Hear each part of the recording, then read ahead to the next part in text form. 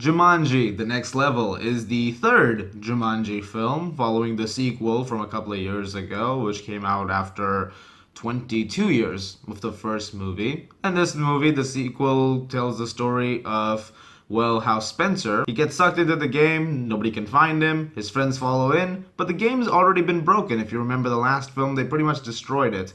But there have been some issues because of that, one of them being the body switching does not quite work as seamlessly this time, and it also sucks in Spencer's grandfather, played by Danny DeVito, and so Dwayne Johnson in this film is channeling Danny DeVito, and Danny DeVito's old friend, played by Danny Glover, is now Kevin Hart.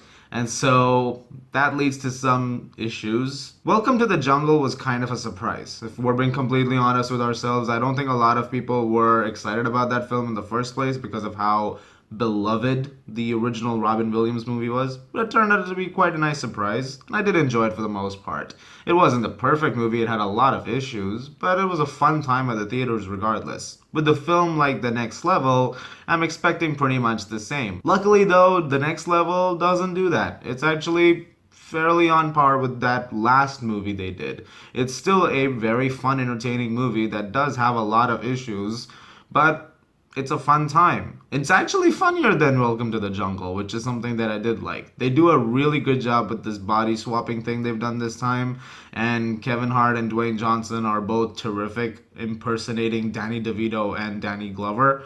They both are phenomenally funny at times, and it leads to some nice moments. It's very funny because these are two very clearly old men who are and they're all talking as if they're very old men. One of the things is that Danny DeVito has a bit of a hearing issue, so he constantly is confused by the fact that they're in a video game now. That becomes a running joke for a while, and that can get a little boring, but the timing of it is fairly accurate, so they managed to do a pretty good job of keeping it consistently funny at all times. Karen Gillan is the only character in the film who is consistent with her first movie because she is the same character, the same girl who got sucked in.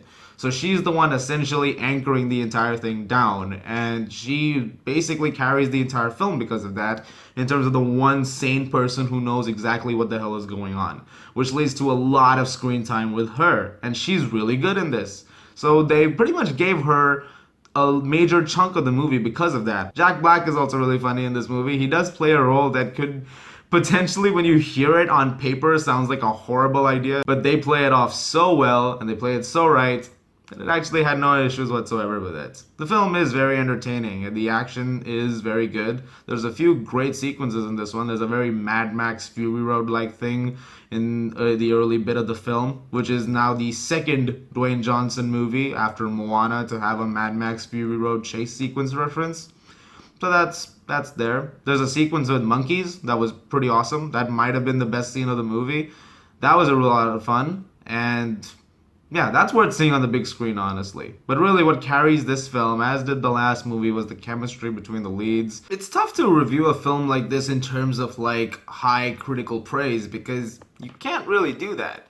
It's a film that's made like for entertainment purposes. Not every movie can be an A-plus level movie like 1917 or Portrait of a Lady on Fire that I just reviewed and I gave it a 10 out of 10. Not every movie has to be that way, and not every movie has to be an Oscar contender. These are made for entertainment value, but they have a lot of heart and charm to them, which is what keeps them going. And that is something that I do like about these films. I like that these two sequels now have kept that spirit of the original alive. And this one has a lot of fun with evolving it now to, no pun intended, the next level. The film also makes one logic decision, which is an improvement on the first film. There's a thing in the first film about how it cuts over to other things, like it's cutscenes from a game. But in the first film, they cut to moments with the villain in that film. And it's like, wait, is that actually happening at the same time? Because it's a game, how does that make any sense? Because you're usually with your players at that time. And unless it's like a proper transition to a cutscene, you wouldn't know that there is another scene taking place at that exact moment. In this movie, these characters are on screen in every scene.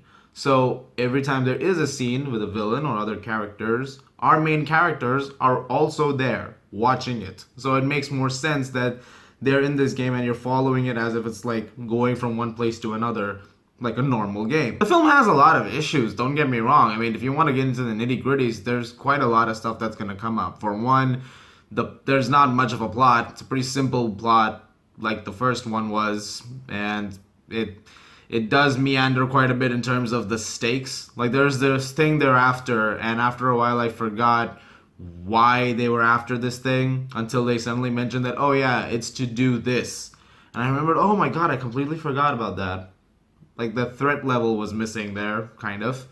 That was disappointing a little bit. I didn't even think that needed this particular plot line. I mean, you could have just had the plot line that they're looking for Spencer, they're looking for this kid, and the body swapping has happened, and now we have no idea which character he is in the game. He's somewhere in the game, we need to find him.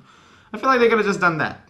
But, well, you needed another plot to play a game. You gotta play a game. You gotta tell a different story, right? That's not what the game's about. And they made somehow they've made a weaker villain than the first movie. So there's that. The stakes are not exactly the top priority of this movie. They're very sidelined. The villain is so forgettable. Has no consequence on the movie at all. The ending was funny to me in terms of the setting. Like, if you look carefully at the background where the ending is taking place, I swear to God, it looks like Solo, a Star Wars story. The film's ending is not like in Solo, a Star Wars story, but it looks like that there's a setting of a scene, and it looks like a scene out of Solo. You'll know which one it is when you see it. And I said this to a person next to me, and he said, oh my God, yes, it looks like that. Yeah, it's a little inconsequential in terms of some of the narrative. It does have some nice dramatic moments, though. The cast really carries it. It's got a lot of laughs. It's got a lot of action, and it's entertaining. It's a very entertaining December film that kids and families are gonna enjoy. I'm gonna give Jumanji: The Next Level a 7 out of 10. It's the same exact rating I gave to Welcome to the Jungle. So, yeah, they're about on par. Thank you very much for watching, guys. Look forward to more reviews very soon, including Richard Jewell tomorrow. As always, if you like this, please do subscribe, and I'll see you guys at the movies.